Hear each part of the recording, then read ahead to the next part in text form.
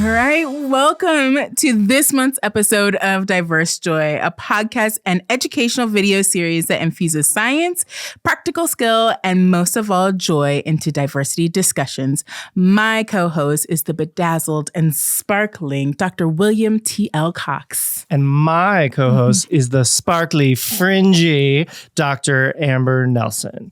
And today we have a special guest for Pride Month, and just because Amber loves drag, and we had to have a drag episode. We're so excited for it. Our guest this episode is drag legend and the about to hand off her crown Miss Big Gay Market 2025, Cynthia Mooseknuckle. Who, when out of drag, goes by Ryan, in case that comes up in our stories. Cynthia, welcome to the show. Welcome. Thank you so much for having me, and me being just subtle, the most subtle on this podcast. So subtle. Thought, Those of you who can see, no, there's no subtlety. Very demure. Yes. For those of you who can't see her, she has a lovely moose horn wig. To match her branding. Who said that was a wig? I'm just kidding. I mean, just to let you know that I am on point, all 13 of them. Yes, that's right, all 13. So, as always, we like to start sharing something that's bringing us joy. So, Cynthia, what is bringing you joy? Besides being on this wonderful podcast with two talented individuals, thank you for all that you do for the community out there. Thank you. One thing that I love that brings me joy is early in the morning, a hot beverage. Cocoa, coffee, some hot pipe and tea. Oh my God, I love it. Oh my gosh, so good. It's just, so soothing. Sometimes I forget, how much I love coffee, cocoa, or tea, and then I have one. And it's just refreshing. It wakes you up. It wakes you up. It's like a warm hug from the inside. And then you miss it when you don't have it. So, all three of us have ADHD. And sometimes I have my mug and then I leave it somewhere. And then it's cold when I get back to it. There's I'm like, no. There's that. Yes, absolutely. It's one of those warm embraces that doesn't leave me because I can go purchase it. Right. You can get it anytime you want. I love it. Awesome. One of the things that I really love and that I've been really enjoying right now, well, obviously drag. And since you are here, I think our audience knows how much I love drag since I bring it up every opportunity I possibly can. So there's so much I love about drag. And I actually had written a love letter to it. Maybe I'll post it when we put this episode out, but to drag. But also I've recently started going to some Vogue Balls, Portland. Yeah. And so the Get Down in Portland, Oregon, host them every few months. It has been really, really cool to go and experience. I had never actually been to a Vogue Ball or a ballroom before. And so getting to actually go and see it and witness it in person has been such a cool experience and a really neat community to connect with. Would you highly recommend it if anyone's not experienced it before? I think that it is an experience. I don't know that everybody would love it, but it is incredible. And the talent and just the entertainment, it is very personal. You're so close to everybody and getting to see and hear and be part of all of it. And it's such a neat experience. We have a very talented ballroom scene here in Wisconsin. Really? Okay, yes, a lot of people do awesome. not know that, but Wisconsin, Portland, there's a lot of places. Everyone thinks of the big cities is where it's all at. Right, Actually, a lot of the smaller communities have a lot of the actual up and coming talent. I believe that. So there was a show called Legendary, which is a competition show, right? And we had a house from Portland that was represented there. And so they come and they host some of the balls that they have down at the Get Down. And so what voguing is it's a style of dance. There's lots of different categories and different things that happen at ballroom and Vogue Balls. So anyway, it's really cool and it's been bringing me a lot of joy to go and be part of it. So that is amazing. Yeah. And Will, what's been bringing you joy lately? Well, what has been bringing me joy lately? Yes. My joy relates to music. So something I've started doing is every morning I listen to kind of a new album album from some artists that I've never heard of before. And as some of the listeners will remember from early episodes, I grew up in a military family. So I grew up all over the world, all over the United States. So some of the kind of US cultural things that everyone takes for granted completely missed me. And one of those big things is music. So things that everyone says, oh, everyone's heard that song, or everyone knows that. And I'm like, I don't know what you're talking about. Yeah. It's what some of us call being a third culture kid, because it's not that I was all in one other culture or all in the US. I'm kind of this third mix. And so each morning when I'm having my hot drinks, my coffee, or maybe taking a walk, I listen to an album. And so like last year, Chapel Rowan, for instance, was becoming really big. And I otherwise kind of probably would have missed most of her, except when I'm out at the club or something and hear it. But I, one day just listened to her whole album, loved it. We had our last guest, or no, 2 guests ago, talked about Loewe. I probably pronounced that a little wrong. Beautiful music. I actually, right after that episode, listened to one of her albums. Amazing. And like David Bowie, for instance. Everyone knows Bowie. I know Bowie from Labyrinth. Yeah. And those tight Who pants. doesn't know I mean, that Bowie? That is a good version of Bowie to know. Absolutely. But like, I know his music's iconic and all that, but like I listened to the Apple Essentials David Bowie play, and it really rocked my world. Like I loved it. I recognized some of it from maybe movies or something, but just I really truly enjoyed it. We need to give some homage to the late David Bowie for that movie Labyrinth. For all of you Labyrinth fans out there, just forget about the baby. You remind me of the babe. You remind me of the babe. And it was I love it because those tights hid nothing. Absolutely nothing. And they're making a sequel, like with Jennifer Connelly. No. Yes. Wow. Yes, they are. I had not heard that. Yes. Off topic, but also in the area, there is a group in Milwaukee that does Labyrinth-based performances and events. Oh my gosh, and amazing. I actually had the privilege and honor to be a part of it. I actually did David Bowie. Wow. As part of a Bowie-themed drag show. Oh my God. I would love. That's how I was saying. I would love. Well, next time you Milwaukee come to record, based. if they have one, maybe Yes, they do them every year. It's a Labyrinth ball. Oh my gosh, sounds amazing. Off topic, but I would just say Not off topic. The topic is drag. It's So. drag and David Bowie, so it's perfect. Say, if you're in Bowie right now, in Bowie mode, and you enjoy that, I would say definitely hit that up. Okay. And I'm always in figure that Labyrinth out. mode. Yeah. Live my life by that movie a little bit. I love it. Yeah. All right. So our topic today, in case anyone couldn't tell, is going to be drag. So Cynthia, I know you do drag bingo a lot.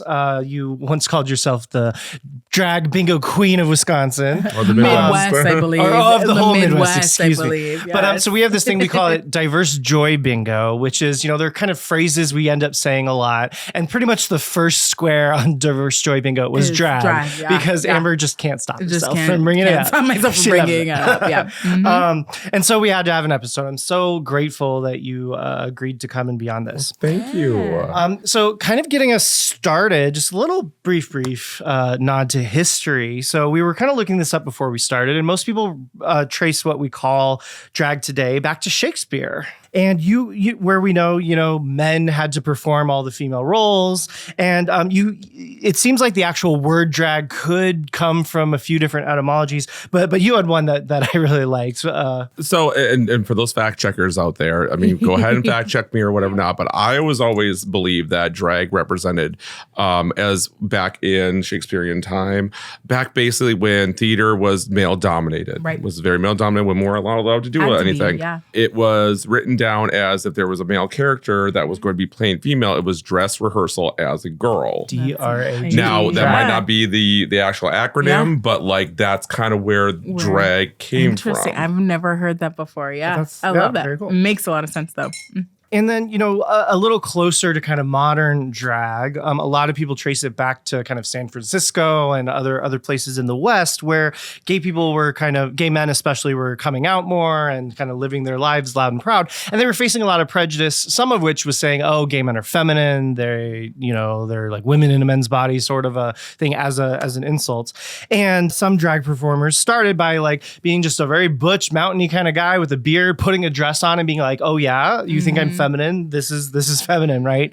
And it kind of evolved from there, became a performance art to what we know as drag today, which is actually very diverse, takes a lot of different forms.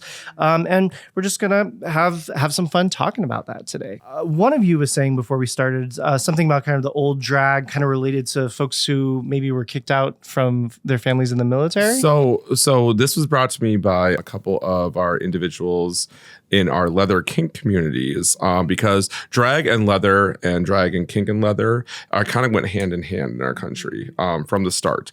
And in the Bay Area specifically, the leather scene was basically the result of after World War II, a lot of individuals were kicked out of the military and they were left in San Francisco. They were abandoned.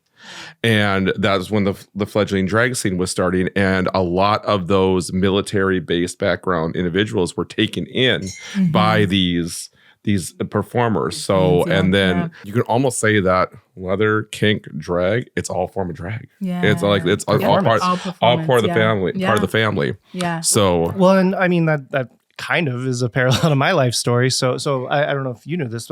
So my parents, military, and very conservative Christian, threw me out for being gay when I was 18, and some drag queens took me in. So and they were in the ballroom scene in Florida from the House of Lords and House of Moon, and kindly took me in, and I lived with them. And everything is much better with my parents now. They're very accepting of our producer, Eric Roman, my husband. But yeah, so I had that kind of early connection. I didn't do drag, but I was their drag boy assistant. And, I'm very good at catching a cape when a drag queen needs to throw a cape off. they're called houseboys. Okay.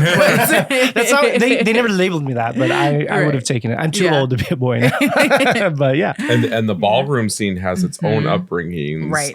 Especially within the trans community. Absolutely. And then that that evolved, right. And then started including drag too. So it's not, I know drag gets the centerpiece of it a lot nowadays, but it really was a lot of communities interwoven right, into a lovely braided family. Like we were all kind of cut from the same like bolts. Absolutely. Well, we talked about in one of our last episodes, and it might have a couple episodes ago, about how, minoritized or smaller groups do find that sense of community along and amidst each other, right? So and within this community, we're talking about, like, again, identity, performance, and pieces here. So like there's a lot of overlap, and I think there was a start where they really intertwined and separate and have distinct identities among them between ballroom and drag and trans identities and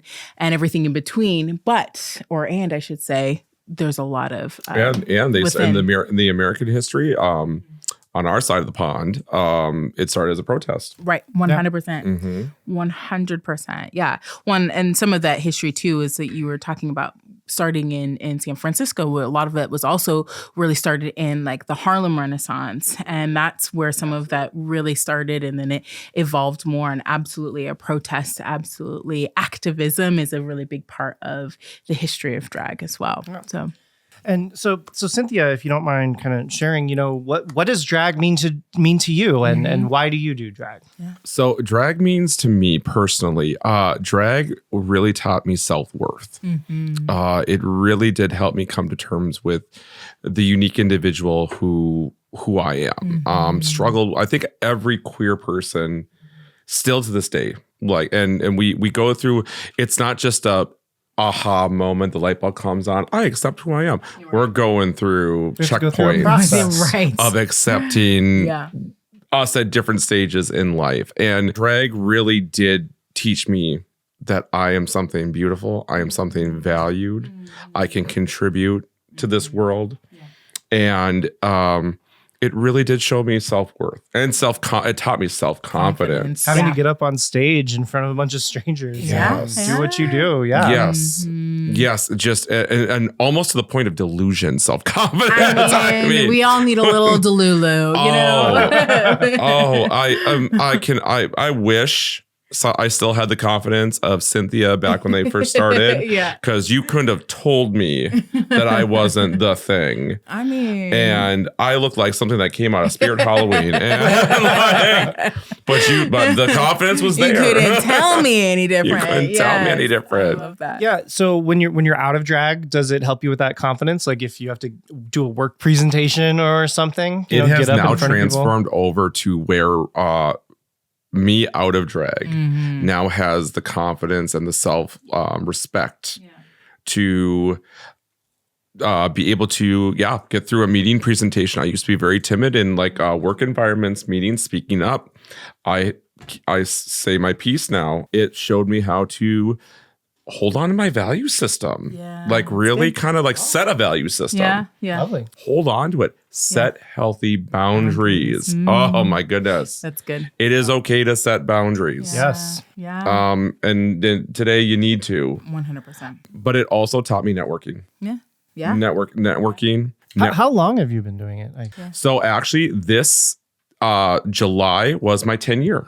I've been doing it for I've been doing it for 10 years. Wow. Amazing. It's amazing. I know. It's great. I know. The knees held. The knees. Which is impressive. The knees, she ain't got the knees anymore. The knees and held, by the she, hips I mean hold. me. So you were saying, networking. What other skills kind of has it helped you develop? Oh my goodness. Public speaking. Yeah. Scheduling. Show producing. Event producing. Conflict resolution. Yeah, because you have to work looking at with other. I'm looking at all my sisters out there. she said conflict resolution. Social media marketing. Growing a hobby like a platform. to a Brand. business and a brand from the ground up with no direction whatsoever. Yeah. And it just takes trial and error. Yeah. Which are sometimes the best things. And it taught me how to be okay with failing. That's really good. That it's okay to fail. Yep.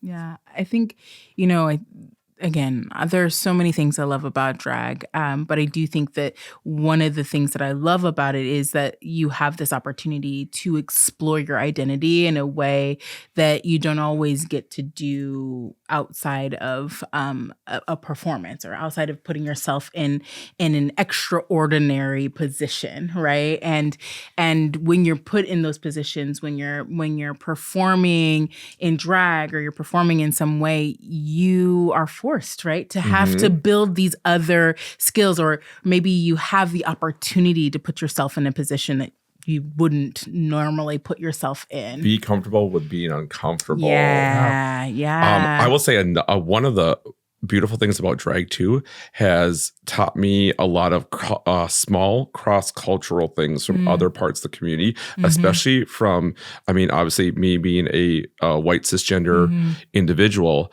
minority groups, their culture. I got to experience a lot of that cross-cultural blend with either with interactions with fellow performers, even going so far as getting beauty supplies. I bet going to a BSS, getting a wig.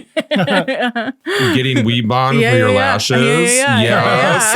Imagine. Getting the mink lashes from the store, from the beauty supply store. Talking about lace front wigs with the girl at the counter. I would have never had that experience before. And it was enjoyable. Yeah. And they were welcoming. That was what I say. It's like, this burly man walking through and just like, what are you just like, I'm looking for a wig and I do drag. And as soon as you said the D word, they're like, I got you. I got you. Yeah. Because they know you're about to spend money. Well, you're not that wrong. too, but that too. Being exposed to, certain types of ethnic dance through drag performances that I would never get to experience. One of the beautiful things that I've been noticing too is, because I come from an area of northern Minnesota, I grew up, that has a lot of Native American communities, and seeing some Native American performers doing like the traditional dances that I actually got to experience in school too, and seeing that transform over to a performance art, making culture drag.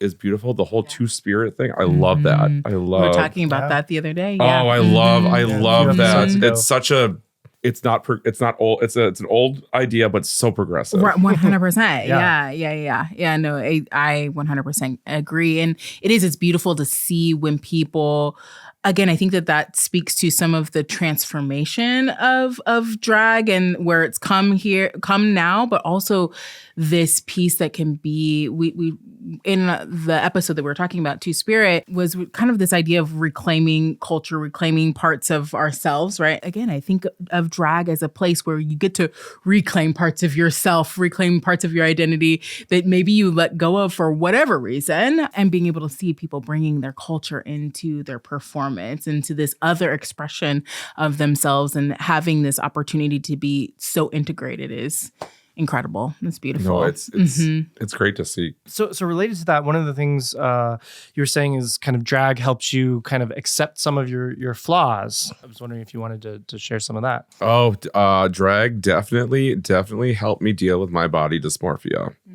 As a queer man, or as a gay man, I think that even though the community is accepting and loving, we put a lot of high standards on each other. There's a lot of stereotype, like to fit that stereotype mold. And have a certain kind of perfectly fit body. Right. You have to have, you have to, we look, like dress, talk. I mean, we as a queer community were put in a box by society, and we love putting other things in boxes because we were taught that. Drag really did help me accept my body for the way it is, flaws and all, because I love the idea of taking something and making it into something else and making it work. And I mean, my body is brought to you by Home Depot and Build-A-Bear. I love it. Yes. my not branded content. Sorry. We can't say that. No, you can't. You can't. We just always say not branded. Not They're not paying us to say that. These are Goodwill pillows. Buy one, get one. I love it. Yeah, and then this waist is not natural whatsoever. This waist is brought to you by pulleys and levers. Okay, physics. Yes, physics. But it made me definitely accept, like, I wouldn't have my body any other way now. And like it really helped me with my health journey too, because now I didn't want to get healthy to be that whatever ideal stereotypical image was. Yeah. I'm getting healthy to be healthy. Yeah. Excellent. Absolutely. That's wonderful. Yeah. I feel obviously, again, I don't do drag, but yet. But I feel really similarly in other ways that I use my own expression too. So, you know, how can I accept all of who I am, what my body is, and how I dress, and I kind of see the way I dress and express myself as again, another form of identity expression and exploration. And that is one of those places that I said, you know what, like, I have a tummy.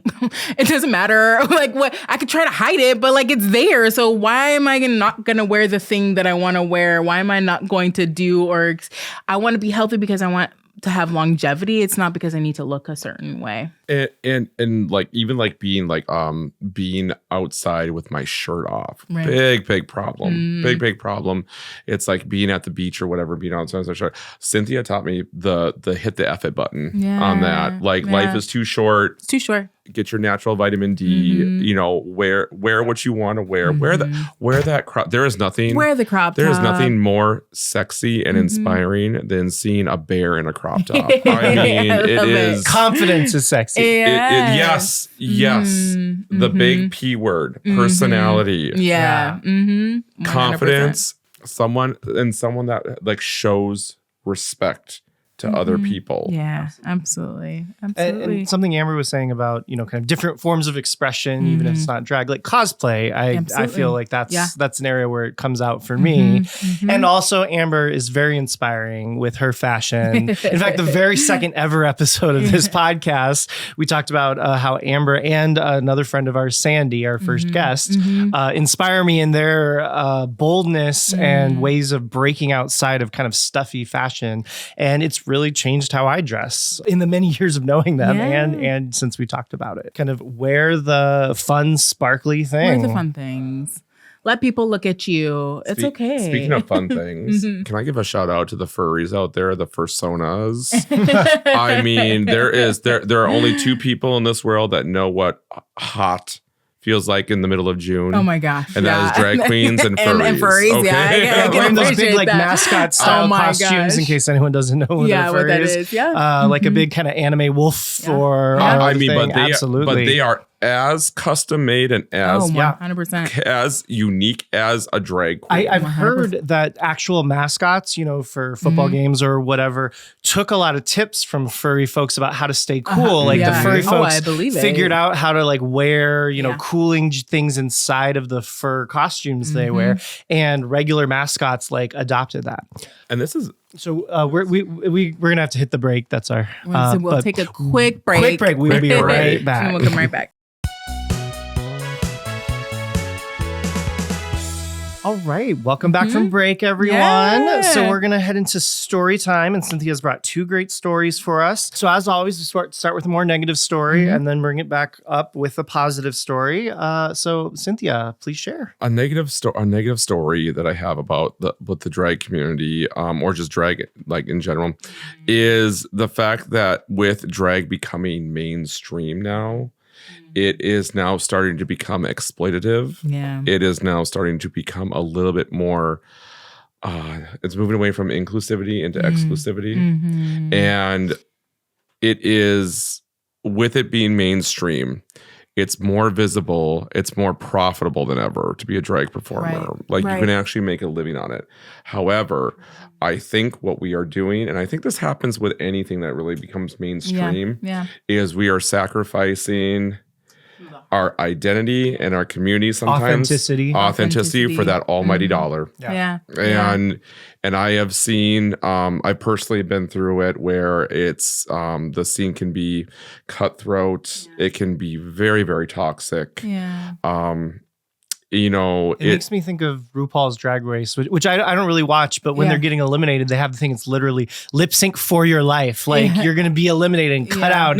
Like you're going to die. I love that portion of, let's talk about that little show. All right. Let's talk about that little show. This little, I do like that portion of it because that is drag. What drag that is is the definition of drag. That's like the competition, whatever that. But isn't that some of the exclusivity? It's saying you're out because you didn't do it well enough? No, the exclusivity I think is them trying to do like the untucked, like the reality TV portion of it. Well, and I was gonna say part of the thing that I've seen as somebody who appreciates drag and watching Drag Race from season 1 to what it is now, that the shift has we've also lost accessibility, right? Like, so you look at the queens in season 1, and these are queens that you would see at drag bingo, at brunch, at doing their job.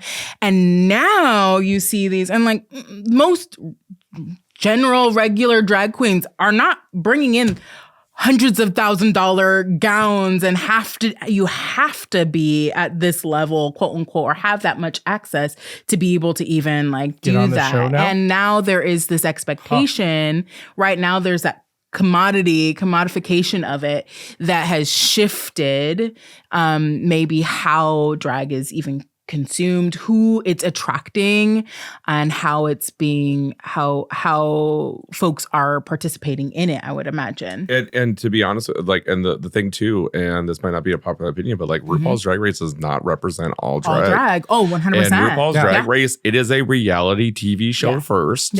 And it is a drag competition second. And all reality competition shows have a bit of that, where the personality that people want to see the most, they always have the fine print. Producers have a say in the final outcome. Well, what I am noticing, especially with the recent season, is that reality TV aspect is starting to bleed over into our local communities. Well, that's what I was going to ask, because there have been seasons, especially the most recent like All-Star season. I was like, ooh, this is like, there's a piece of the community that's like, oh, this is cute, the fighting or bickering or whatever. But now it's starting to get to a different level, and I wonder what tearing that's people like. apart rather than bringing us together. 100%. Way far beyond. And then with the bring the social media into it, the stirring of drama and beef online in order to gain more likes, gain more followers, start a narrative, whatever. It's like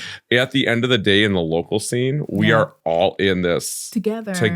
And we're losing sight of that. Yeah. We're losing sight of that because, I mean, there are winners and there are not in everything. But at what cost do we start losing that? I mean, we all have to make our living. We all the girls got to get their coins. And I support all the girls out there getting in their coins and all of that. But at what cost? Yeah. And I believe you said, some of this toxicity has kind of affected you personally. You were saying that you felt some rejection or something that you wanted to share. I think, I will say, like, I've felt some rejection in the local community. There are some spaces that I don't feel very welcomed as Cynthia in, that at the beginning, I used to be there regularly, and we're losing our queer spaces. Well, and that's what I was going to say. It impacts like a big part of, again, as an outsider, but one of the reasons I love drag too is that it's community, right? And once you start to have that bickering or kind of infighting around the competition part of it, or trying to take spotlight from or coin from another person, then you lose the camaraderie, you lose the community aspect. Or you're doing regular kind of community drag, but if you bring that kind of competition energy because you think that's what drag queens are, being raised on it's Drag Race or whatever. How can we get to a point where we can be competitive, but at the end, we're still rooting for each other? It should be like the Great British Bake Off. They're all so supportive of each other, and they're like so happy when someone else wins. They're disappointed for themselves, but happy for everybody else. We need the Great British Bake Off drag show. Let's get back to clapping for everybody. Let's get back to giving everyone their flowers because we all deserve it. Yeah. From the person who's just starting to get on stage to that seasoned veteran. Yeah. We all deserve our flowers. Yeah. I love that. Because we're all here. We're still here. We're still fighting every day. Absolutely. Awesome. Yeah. Well, thank you for sharing. So then you also had a more positive story you wanted to share. The one positive story was recently I was able to have the opportunity to go back to my hometown and be featured in my hometown pride of Twin Ports Pride. So Duluth Superior, which I didn't even realize this. Yeah. Superior Pride, 39 years, the longest celebrated pride in the state of Wisconsin. That's amazing. That's amazing. I thought you said Minnesota. Well, the Twin Ports are right next to each other. Oh, I didn't know that. Yeah. There's a little river, a little lake between us. But yeah, the Superior Pride Parade has been going on for 39 years, the longest one in Wisconsin. And the beauty of it is I get to go back home in my hometown where I was taught that it was not okay to be this way. Yeah. And return as my fully realized evolved self. Yeah. It's so just beautiful. I am in my final form. Yeah. And there were still going to be people out there that are not going to accept that, but that's their problem. It's not mine. Has nothing to do with you. Nothing to do with me. Yep. But more importantly is that my journey with my mother, personally my mother. Yeah. I am recently sober. I'm celebrating 2.5 years of continuous sobriety. Congratulations. My mother actually had just celebrated 8 years this weekend of continuous sobriety. And my relationship with my mother has been a roller coaster, but she came around. She's there for me. And to have one parent at your show supporting you means more to me than any sold out show. Oh yeah. Anything. Yeah. The experiencing that whole acceptance. Oh, it's kind of a Twilight Zone moment. I bet. Where your mother, actually this weekend, it was her birthday. She was celebrating her 21st again. Yeah, happy 21st, Mama. Happy 21st. And funny story is that I brought her out on the show that I was performing at, and I crowned her for her birthday. I gave her a little crown. Yes. And this is how I know that I'm her child, because she came out and she's like, "Oh no, I'm so shy. I'm so shy." And then I put that crown on her. She tried to grab the mic from me. I love it. And I'm like, okay, I know I'm your kid. Yes. But we do not have time for this. Mom, get off my stage. I'm sorry. This is still my microphone. It's your day, but this is my stage. 2.5 hours for her, okay? That's so nice. Yeah. Well, one of the things you'd mentioned prior was the things that Ryan learned, Cynthia has been able to unlearn and to experience that. And I think that was such a beautiful way of describing this kind of full circle moment, going back to your hometown, having this relationship shift and change with your mom, and really being able to embody and feel and witness that level of acceptance of self. I will say, for those of you out there, like that have parents that are not accepting, that are not like, it's a day-to-day thing. Yeah. They may come around. Okay. Yeah. Don't give up hope. Yeah, I had no idea that my mother would come around. She did. It's one of the best, like, surreal experiences. Yeah. Same for my parents as well. It took a while, but now it does happen. So don't give up hope. Yeah. Yep. That's good. That's really good. And take care of yourselves first and foremost. Your well-being. Do what you need to do. If you be your authentic self. They love that. They're gonna love you. Like when you love you, they're gonna love you even more. Yep. When they come around, then they get to really love you, and they get access to all of who you are. Don't diminish yourself for anything. Right. And it's great seeing, like, up in Duluth Superior, like just how far that town has come. That's huge. It's great. It's really surprising to see. I love it. Yay. Yeah, that's so great. Awesome. Thank you for that's sharing really great. Stories. Yeah, I really appreciate it. So we also have a segment where we take audience questions, or sometimes questions that are relevant to the guests. And everyone listening or watching, you can send those to us through a form on our website at diversejoy.com. Submit your questions. Also send your stories. Do you have stories about acceptance or more difficult stories that you'd be willing to share? We love to hear from you. Cynthia, you mentioned yourself and your mother having your sobriety journey. How does that kind of relate? So is it tough to be sober within the drag community? I think it's tough. It's tough to kick a habit. It is tough to, like, Period. Anyway. Period. Here's the thing. Whether it be alcohol, whether it be nicotine, whether it be caffeine, whether it be food, just like, whether it be bias, which is what we do here. It's funny because, like, you kick one thing for the other. After I stopped drinking, it was food. Yeah. Then I had to kick that. I gotta switch that. Yeah. It's literally a day-to-day thing. It's you are just doing the best you can. Yeah. Every day. Yeah. 1 minute, 1 hour, just every day. And to be honest with you, learning, doing that, I didn't realize just how much that was controlling my life. And with drag, yes. Yeah. And with drag, it is kind of expected because we're in a nightclub scene. We're in a bar scene. Yeah. Definitely in Wisconsin, it's a huge toxic drinking. A cultural expectation that. And I will tell you this, like, I am not anyone who's out there. If you're a drinker, non-drinker, whatever, it's like, it's all personal choices, whatever. Absolutely. You do you. You do you. What I am saying is that for me, it got to a point where it was unmanageable. Yeah.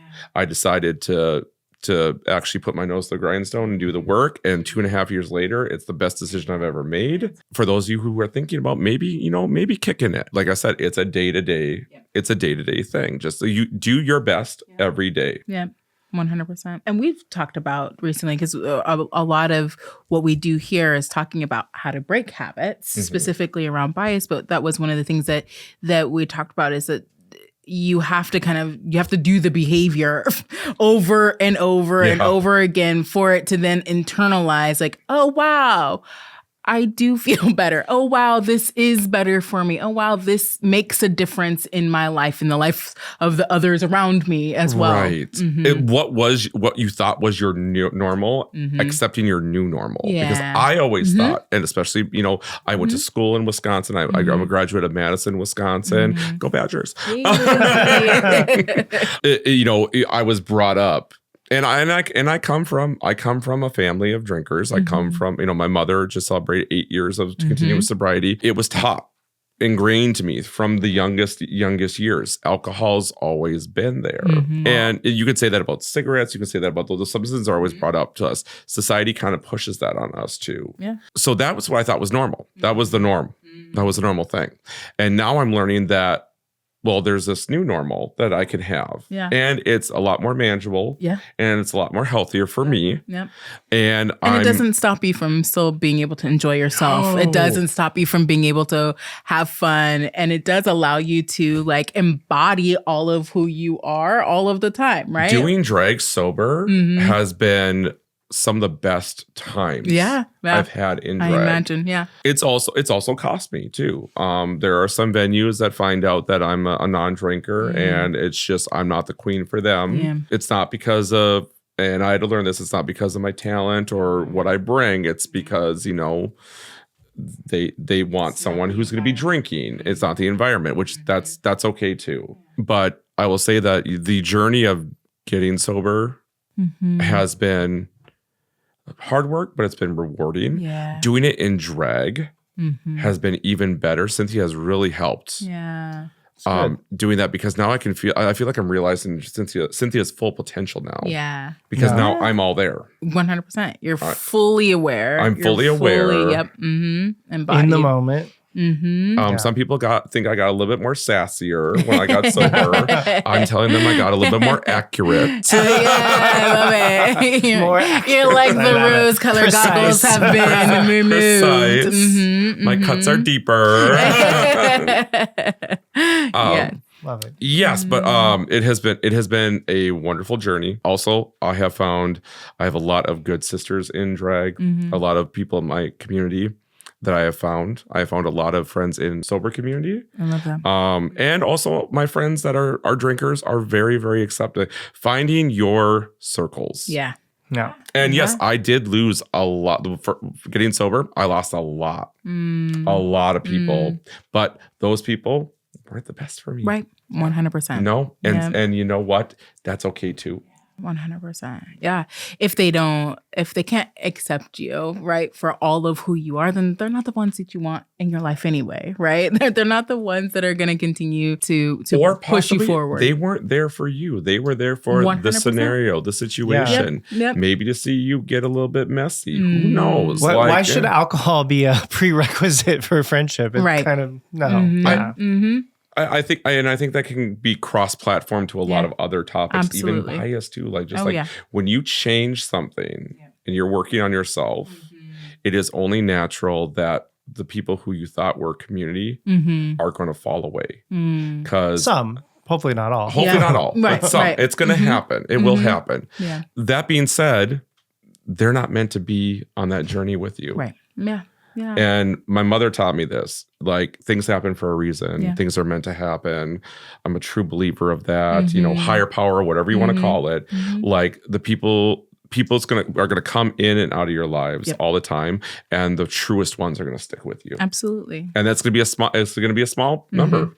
And that's okay, right? That's okay. Again, you want the people that are willing to journey with you, to change with you, and to see you be the best version of yourself, not the worst version of yourself. And if somebody can't hold both sides of you, the place where you were and the place where you're going, then again, they're not meant to be on that journey. And it's not a you thing, it's a them thing. 100%. Because maybe maybe they don't want to look in that mirror that you've looked into. Right.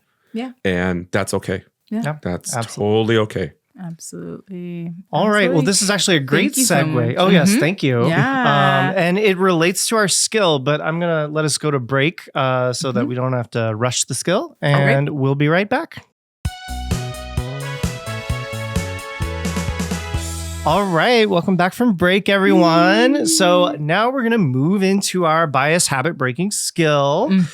So as you all know, these skills come from this bias habit breaking training. It's a training that my colleagues and I have developed over the last 20 years and kind of scientifically tested and shown it to be effective at helping people overcome bias. And the skill we're talking about today is one of those tools, something that you can kind of put into practice in your life that research shows is effective at helping reduce bias. The name of this tool is called called broadening your input through genuine connections. So what we mean by broadening your input is, we learn stereotypes and biases by getting kind of narrow input. We don't have a lot, if we're white folks, maybe not having a lot of contact with people of color or straight people with gay people. You just have these kind of narrow stereotyped ideas. And the idea here to try to correct that is to broaden your input, get more exposure, more connections with people who are different from you. That puts different stuff in your brain that helps push back against bias, push back against those stereotypes. And doing it through friendship is one of the most rewarding and one of the strongest ways to do this. As you make connections with people who are different from you, all of that, all the laughter you share, the good times you have together, all of that input in your brain helps make bias less likely in the future related to those groups. Finding those ways to make genuine, real, positive connections with people who are different from you. And Cynthia was kind enough to bring a couple of examples of maybe some friendships like that from your life. So please. Yes, thank you. Some genuine connection. I love that. Genuine, honest, genuine, blunt, honest connections. Yep. There is nothing better than having an honest friend. Yeah. Yes, they will keep you straight and narrow. Well, not Or gaily forward. Yes. For some of us. For some of us, yeah. Yeah. Well, one example is I'm still in contact with my best friend from high school.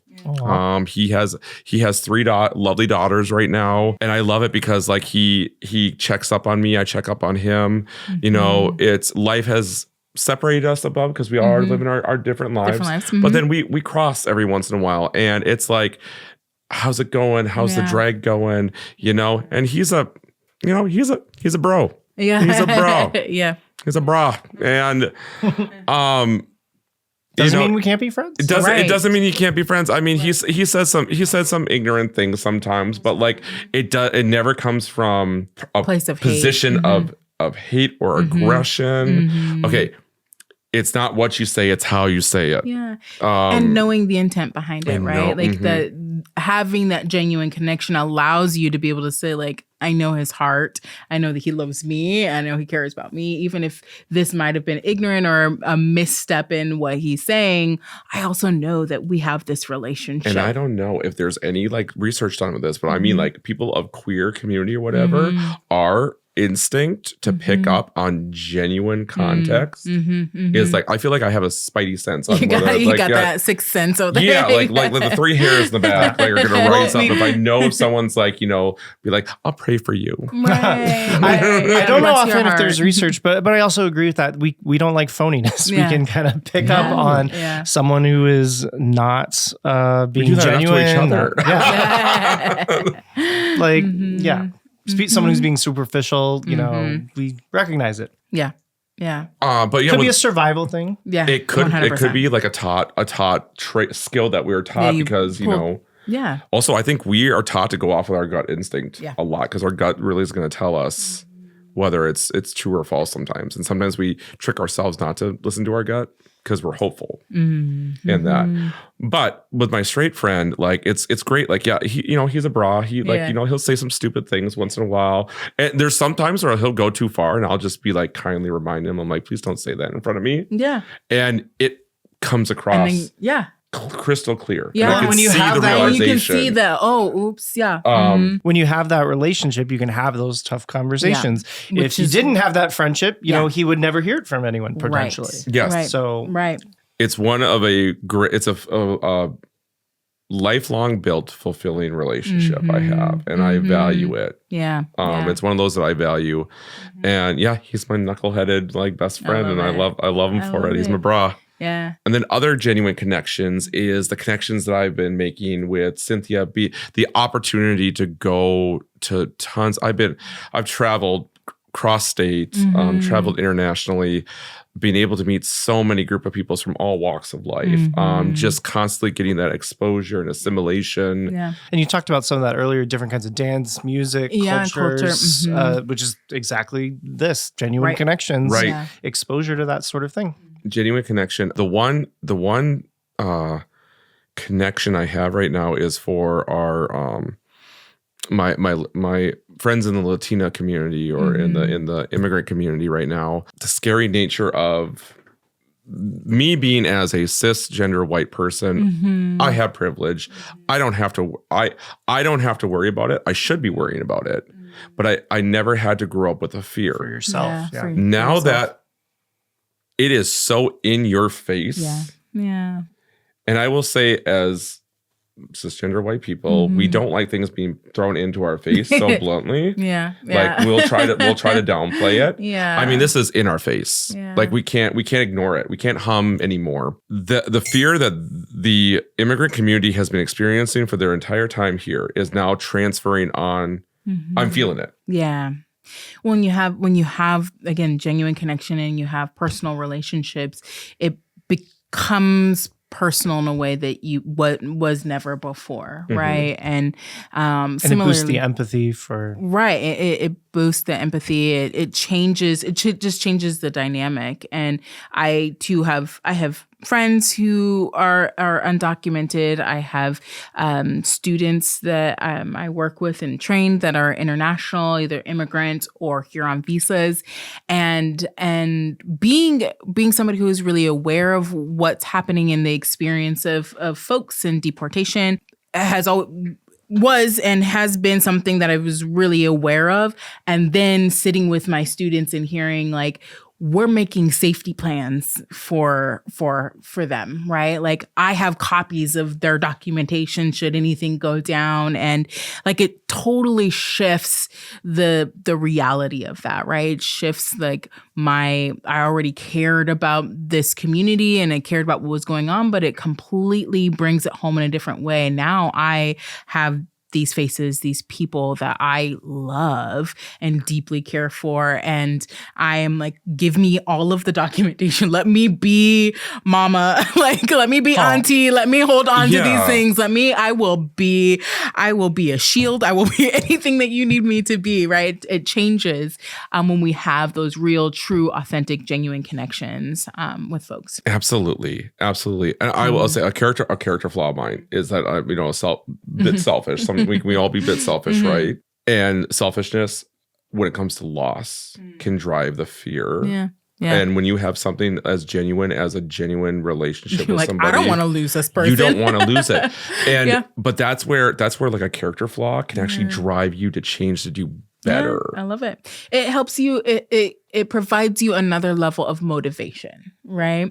And there's nothing wrong with having multiple streams of motivation. It just drives the urge to be stronger. And so having multiple streams of motivation is nothing wrong with that, right? And more reasons to do the right thing. Absolutely. To be an ally, to well, reevaluate your value system. Reevaluate what is important to you. And putting yourself now in their shoes is like drag. Doing that perspective taking.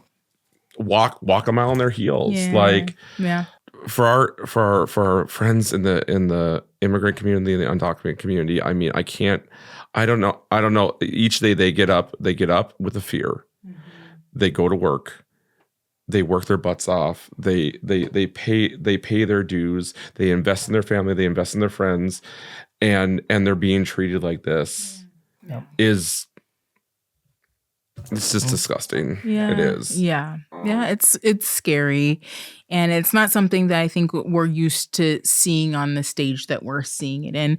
And something that we talk about a lot is like it's not necessarily something that hasn't been happening. We're just seeing it, and it's a maybe a higher frequency. There's a more spotlight. There's a lot more going on, and I think that these are fears and things that immigrant and undocumented folks have experienced for a really long time. And now, similar to when George Floyd happened, like policing in Black communities has been an issue for a very long time, right? But now we have a different stage. It's being highlighted in a different way. So it's boosting or increasing perspective taking and empathy. It's bringing it home. It's allowing for folks to have a different relationship with people and ways of understanding and in a real way, right? And you're right. It's always been there. It's always been there, and we've never seen it like. I think what's different now, it's like an assembly line. It is a process. It's not a stance. It's a process. Yeah. And it's institutionalized, and the problem was always there, and we were ignoring it. But now when when the problem becomes as a part of efficiency of a process, like that's just terrifying. Yeah.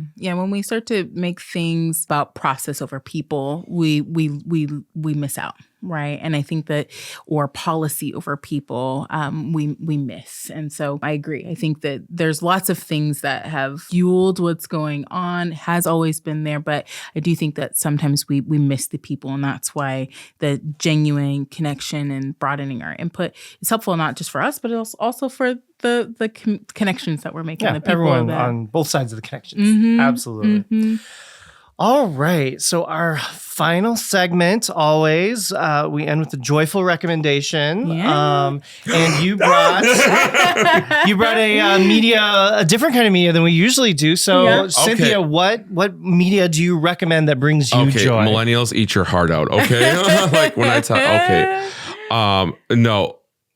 This little for all of you out there, this is before cell phones. This is before smartphones. Tell the listeners what you're referring to. They can't see I'm holding it. in my hand circa 1997. Wow. The lime green edition of the Game Boy Color. Game Boy Color. Ladies and gentlemen, this was therapy before therapy was affordable. Okay. This got me through. This got kids through parents' divorces. This got parents. And like I said, this right here inspired actually. So my favorite game on the Game Boy Color was the OG Pokemon series.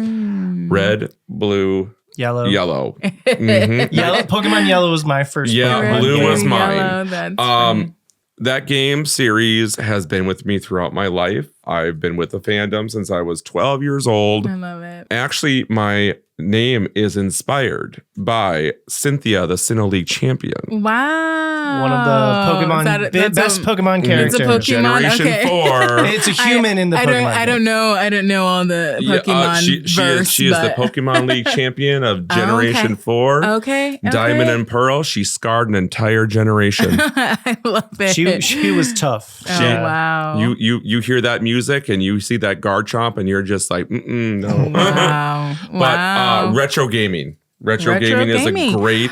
I love that recommendation. Sometimes this is great. Newer video games, they require a lot more investment and time, and you have to learn all the mechanics. But the retro game, it's easier to just get it, pick it up. It can be therapeutic. It's direct. Yeah. It's direct. It's intuitive. Right. It's exploratory. Also, you're not distracted by anything else. It can't. This has no internet. Right. You get no notifications on this. Yeah. I love you can't check your Facebook and your Twitter and whatever not. No, highly.